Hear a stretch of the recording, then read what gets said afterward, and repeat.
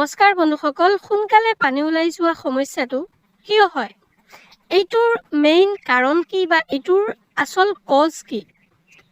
আৰু আজিৰ ডেটত আমাৰ ভাৰতবৰ্ষত প্ৰায় 70% পুৰুষ এইটো সমস্যাত ভুগি আছে। আৰু এই সমস্যাটো হ'লে আপোনাৰ বিবাহিক জীৱন অথবা যৌন জীৱনত বহুতো ধৰণৰ ব্যাঘাত ঘটে। যেনেকৈ আপুনি আপোনাৰ পাৰ্টনাৰক ছেটিছফাই কৰিব নোৱাৰা, তাৰ পৰা কাজিয়া হয়, পাৰ্টনাৰে আপোনাক বেয়া পায়, পৰৱৰ্তী সময়ত আপোনাৰ লগত মিলন কৰিব নোখোজে। তেনেকুৱা বিভিন্ন কাৰণ হৈ থাকে বা তেনেকুৱা বিভিন্ন সমস্যাই দেখা দিয়ে। আজিৰ ভিডিঅ'টোত আমি এই কাৰণকেইটা আপোনালোকৰ লগত বিস্তাৰিতভাৱে আলোচনা কৰিম। আপোনালোকে গম পাব পাৰিব যে কি কি কাৰণত এই সমস্যাটোৱে দেখা দিয়ে। গতিকে ভিডিঅ'টো ইনলৈকে চাই থাকিব। আৰু এটা কথা, আপুনি যদি মোৰ লগত পাৰ্চনেলিভাৱে কথা পাতিব খোজে বা আপুনি মোৰ লগত কথা পাতি মোৰ পৰা ট্ৰিটমেণ্ট ল'ব খোজে, তেতিয়াহ'লে আপুনি মোৰ হোৱাটছআপত কণ্টেক্ট কৰিব পাৰিব। হোৱাটছআপ ভিডিঅ'তে ওলাই যাব। এতিয়া আহোঁ মূল আলোচনিক বিষয়লৈ। এতিয়া কথাটো হ'ল যে কিয় এই সমস্যাটো যে প্ৰায় 70% পুৰুষৰ এই সমস্যাটো হৈ আছে, এইটো সমস্যাৰ আচল কাৰণ কি?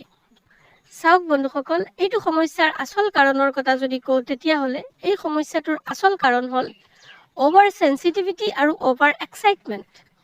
এগৰাকী পুৰুষ যেতিয়া মিলন কৰিব লয় বা তেখেতৰ মাইণ্ডত সেই মিলন কৰাৰ ইচ্ছাটো আহে, তেতিয়া তেখেত অভাৰ এক্সাইটেড হৈ যায়। যিমানখিনি আনন্দ হ'ব নালাগে তাতকৈ অধিক আনন্দিত হৈ পৰে বা তাতকৈ অধিক এক্সাইটেড হৈ পৰে, যাৰ ফলত এই সমস্যাটোৱে দেখা দিয়ে। তেতিয়া কি হয়, কৰাৰ সময়ত অভাৰ এক্সাইটৰ ফলত মাইণ্ডে পানীটো কণ্ট্ৰল কৰি ধৰি ৰাখিব নোৱাৰে। মাইণ্ডে গম পায় যে সময় হৈ গৈছে, যিহেতু মানুহজন অভাৰ এক্সাইটেড হৈ গৈছে, ওলাই দিব লাগে।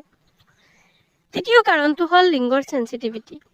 লিংগৰ আগৰ যিটো কোমল অংশ, যিটো কেপ বুলি কোৱা হয়, সেই কেপটোৰ যদি চেনচেশ্যন অভাৰ পৰিমাণে মাইণ্ডলৈ যায়, তেনে ক্ষেত্ৰতো এই সমস্যাটোৱে দেখা দিব।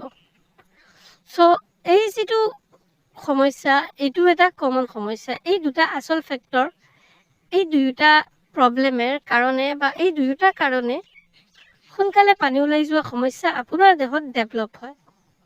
এতিয়া কথাটো হ'ল, কেনেকৈ এইটোক ৰোধ কৰিব পাৰিব যদি হৈ গৈছে?